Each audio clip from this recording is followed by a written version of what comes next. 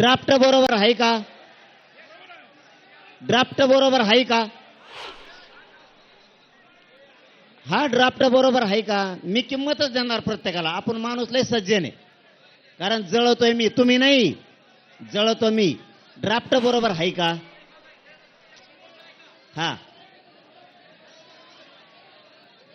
हा जाऊ दे, जाऊ दे. ते थोडा ओव्हर आहे, त्याच्यामुळे ऐका लागतं ओव्हरच. ते लोणावळ्यात बितच केलं. हा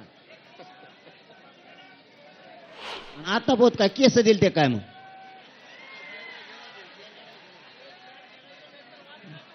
आता बोल, ड्राफ्ट तुझ्या एकट्याच हातात होता, एकाच्या हातात नव्हता इथं. अरे बाळा, इतकं मराठा समाजाला वेटीस धरू नये राजकारणासाठी. राजकारणासाठी मराठ्याला, गरीबाला ड्राफ्ट कोणाच्या हातात होता? तुझ्या. हे मान्य आहे का? ड्राफ्ट कोणाच्या हातात होता? तुझ्या. आणि आता डबल काय आलं पाहिजे? काय मी विचारलं ना, तू कोण विचारणार? मला सांग ना, मी विचारतो ना, मला सांग ना. हा सांग. अरे ते पहिल्यापासून तसलंच आहे ते. मी माझं काम काय असतं? प्रत्येकाला किंमत देणं माझं काम असतं. आधी हो म्हणतो आणि आता आड घातलं. त्याला कोणाच तरी फोन आला आता, त्याला आता कोणाच तरी फोन आला आणि तेव्हापासून तो बदलला. तू काय एकटा अभ्यासक नाही, लय अभ्यासक आहेत राज्यात, पण तुला मी इज्जतच देणार, इज्जतच देणार. राहू द्या, राहू द्या, तसं नाही करायचं कधी. आपलं आपलं लेकरू आहे शेवटी. किती मी बोललो, काही झालं तरी आपलं आपलं लेकरू आहे. मी सन्मान देणार सगळं. चला, विषय संपला, विषय संपला. आता अजिबात विषय काढायचा नाही. आणि जर माझ्याकडून चूक झाली तर मी मराठ्यासाठी पुन्हा उपोषण करीन. बोलायचं नाही कोणी.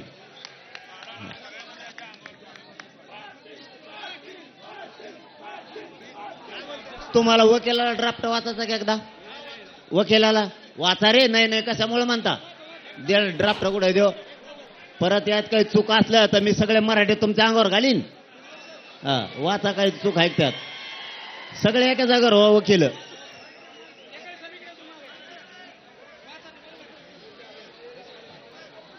वकील वाचा. अभिजित पाटील कुठे गेले?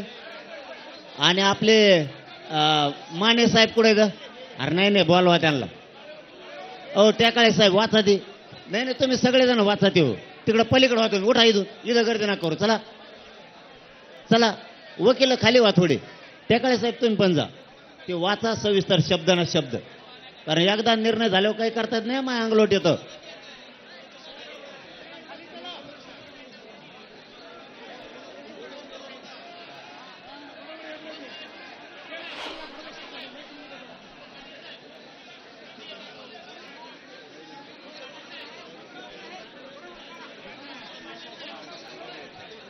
सगळ्या अभ्यासकांचं इथं आता परवा म्हणणं आलं. आता पुन्हा चर्चा केल्यानंतर एकदम ओके.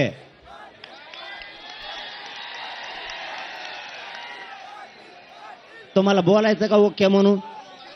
अभ्यासक दोघं तिघं बोलते एका एका शब्दात, पुन्हा नाही. मी प्राध्यापक चंद्रकांत भराड बोलतो. का आता दिलेला आपला ड्रॉप आणि हैदराबाद गॅजेट हे आपलं क्लिअर आहे, बरोबर आहे, आणि त्याचं आता GR मध्ये रूपांतर करावं. हॅलो, मी राजेंद्र निकम बोलतो. एक लाईन मध्ये थोडासा डाऊट होता, तो दादांनी पुन्हा वाचून दाखवला. तो सोलपुरी जो होता तो, त्यामुळे तो जर सोलपुरी असेल तर सर्व योग्य आहे.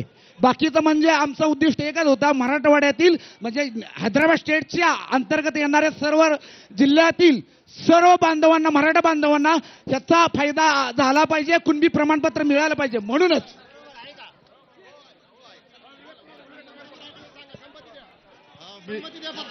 मी विवेक कुराडे पाटील, सातारा, अभ्यासक. आणि आत्ताचा जो हे निर्णय घेतला, ड्राफ्ट जे दिलेला आहे त्याच्यामधले जे GR होणार आहेत, त्या GR मध्ये तसं काही वावगं नाही. आणि मराठा समाजाला चांगला त्याचा लाभ होणार आहे. फक्त याच्यामध्ये विधिमंडळाची मान्यता घेणं हा एक विषय.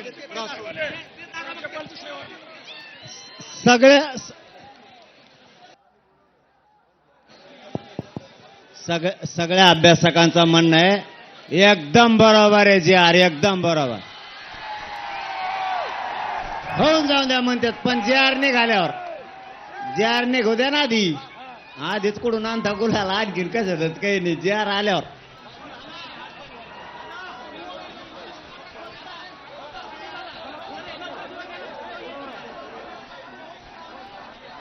अरे इकडून या तुम्ही इकडून या, त्यांना डिस्टर्ब होतं, इकडून या इकडं. इकडे इकडे इकडे या, डिस्टर्ब होत आहे त्यांना, डिस्टर्ब करायचं नाही.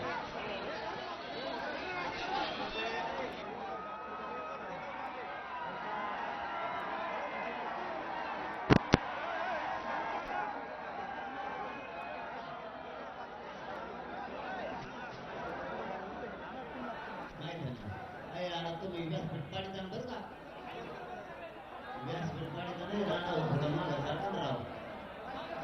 मनाने शाने वावर. प्लीज प्लीज माझं नाही ऐकायचं का, थोड्या वेळाने सगळे एकत्र वावर खाली. वीरेन भाया, तुमची जबाबदारी दोघांची, काढाभर लोक खाली. थोडा वेळ नाराज होता पण काढा.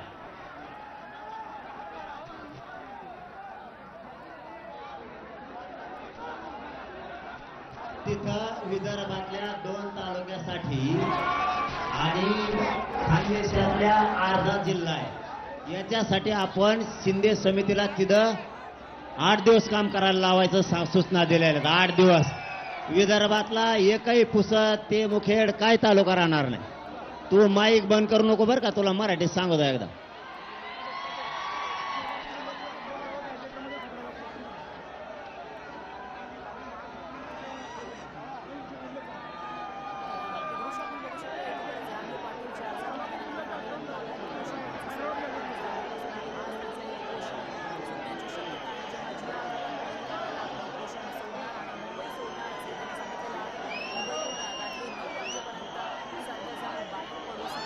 बाहेर पडू असं त्यांनी सांगितलंय. तर दुसरीकडची दृश्य आहेत, मुख्यमंत्री फडणवीस एक सोहळा अटेंड करताना दिसत आहेत. त्यांच्यासोबत प्रदेशाध्यक्ष आहेत भाजपचे आणि इतरही भाजप नेते आपल्याला दिसून येत आहेत.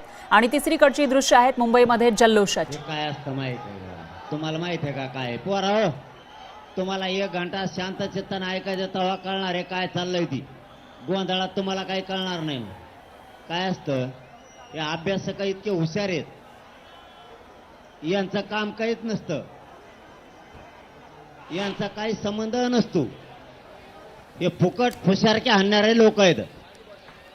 सगळं आंदोलन आपल्याला करावं लागतं, जीव आपल्याला जाळावं लागतो, केसेस आपल्याला घ्यावं लागतात, शत्रू अंगावर आपल्याला घ्यावं लागतं, सरकार अंगावर आपल्याला घ्यावं लागतं, इतर जातीचे लोक अंगावर आपल्याला घ्यावं लागतात.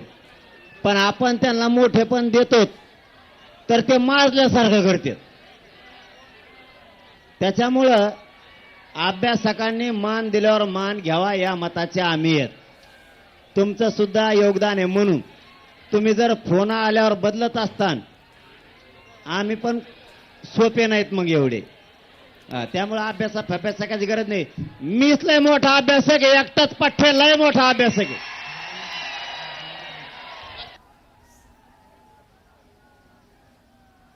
तर मनोज जरांगे पाटील यांनी GR काढण्यास सांगितलेलं आहे आणि जोपर्यंत GR येत नाही तोपर्यंत आपण या ठिकाणी बसणार आणि GR आल्यावर गुलाल उधळत मुंबईतून निघणार असल्याचं त्यांनी सांगितलंय. दरम्यान मुख्यमंत्री फडणवीस आणि त्याचबरोबर मंत्रिमंडळाच्या हालचाली सुरू असल्याची माहिती समोर येते. राज्यपालांच्या सहीनं हा GR निघणार असल्याची माहिती आहे. तर तिसरीकडे मुंबईमध्ये जे हजारो मराठा आंदोलक जमलेले होते त्यांचा हा जल्लोष आपण बघू शकतोय.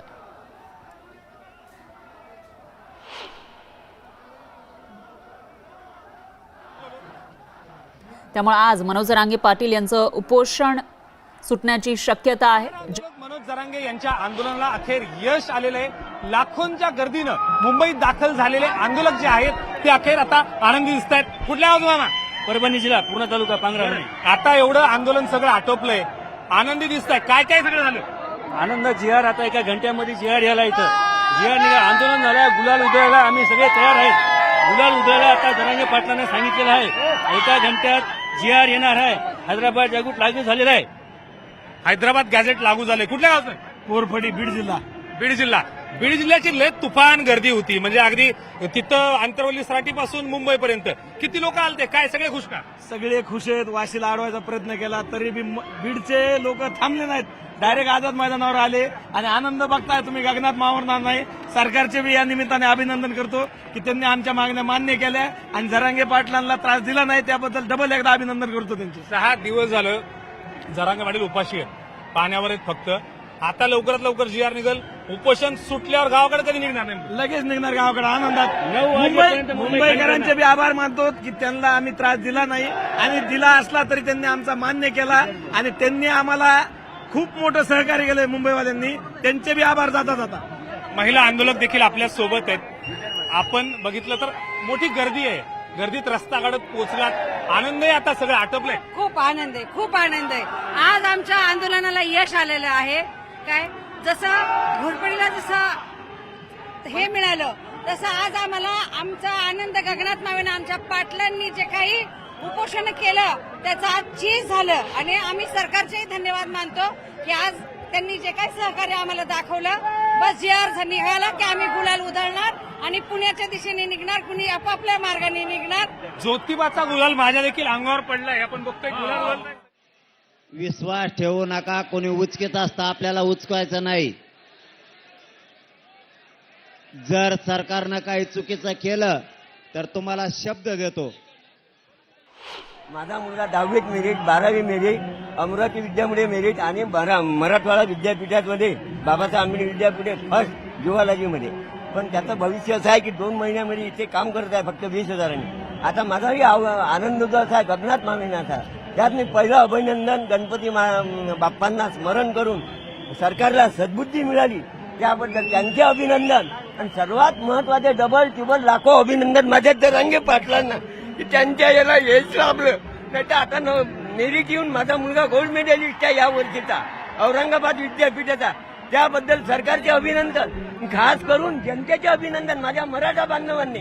आणि खोट्या न्यूज काही दिल्या, काही मुलांनी केलं असेल काही गडबड वगैरे, त्याबद्दल मी मुंबईकरांची माफी मागतो. अनेक आंदोलकांचा मृत्यू देखील या दरम्यान झाला होता, कुणी अटॅकनं गेलं.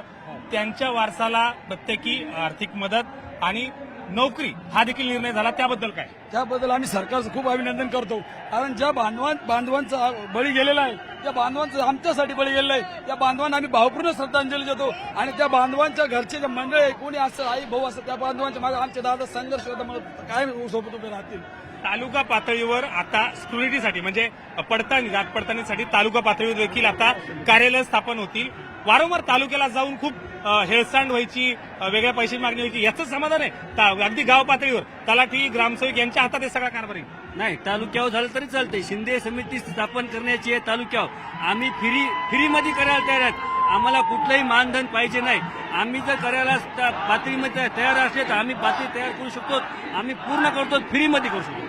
एकंदरीत बघितलं तर जल्लोष जो आहे, पाठीमागचं गेट आहे आझाद मैदानाचं, ज्या ठिकाणाहून आपण बघतो आणि सगळे मोठ्या संख्येने कार्यकर्ते जे आहेत ते त्या सगळ्यांनी यायला बघतात. पण एकंदरीत ही सगळी गर्दी जर बघितलं तर मोठ्या संख्येनं मराठवाड्यातली ही लोक, पश्चिम महाराष्ट्रातून आलेली लोक आता मात्र आनंदी चेहऱ्यानं गावाकडे परतण्याची तयारी करतायत. एकंदरीत बघितलं, कुठल्या गावाचा बरं?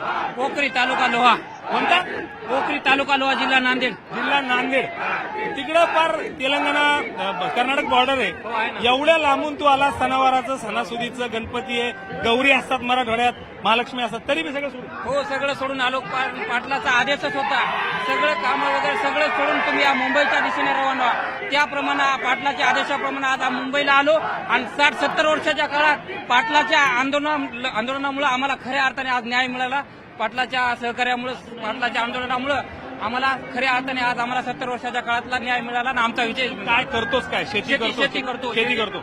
आता मुलबाळ असेल, येत्या काळातली ही तयारी आहे. स्वतः तर शेती करतो. आता काय नोकरी पाण्याचं काय आता हे राहिलं नाही. पुढच्यांसाठी काय आता नेमकं? पुढच्यांसाठी भविष्यांचा विचार करूनच, आमच्या मुलाबाळांचा विचार करूनच पाटलांचा आदेश होता, त्याप्रमाणे आम्ही आलो आणि आमच्या मुलांच्या बाळाच्या भविष्यासाठीच आज आम्ही आलो मुंबई. पाटलांचा आदेश वारंवार उल्लेख करतो. आता पाटील सांगतील शांतपणे गावाकडे जायचंय, सगळी गर्दी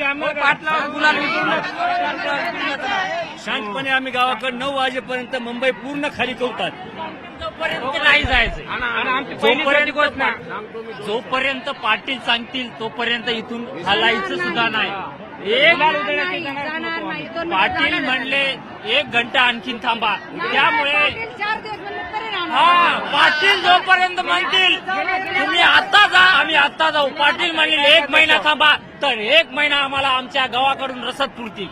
हा जर आम्ही आता इथे सोडून सणावाराचे आलो आहोत तर कशामुळे आले? फक्त पाटलामुळं आणि आमच्या लेकरा बाळासाठी. मी स्वतः 12वी पास आहे.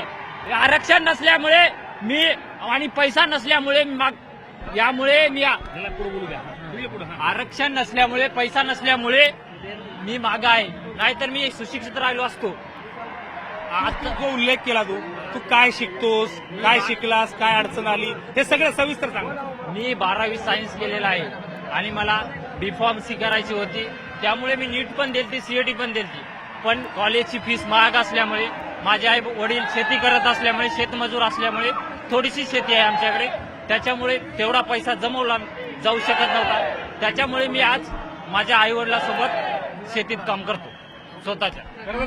12वी सायन्स झालेला मुलगा आहे. आरक्षणाच्या मुळे सगळ्यात मोठा फायदा म्हणजे त्याला जे शिकायचंय, त्याला जे करायचंय, त्या ठिकाणी तो ऍडमिशन घेऊ शकेल, त्या ठिकाणी शिक्षण घेऊ शकेल. काही महिला आंदोलक आपल्या सोबत आहेत.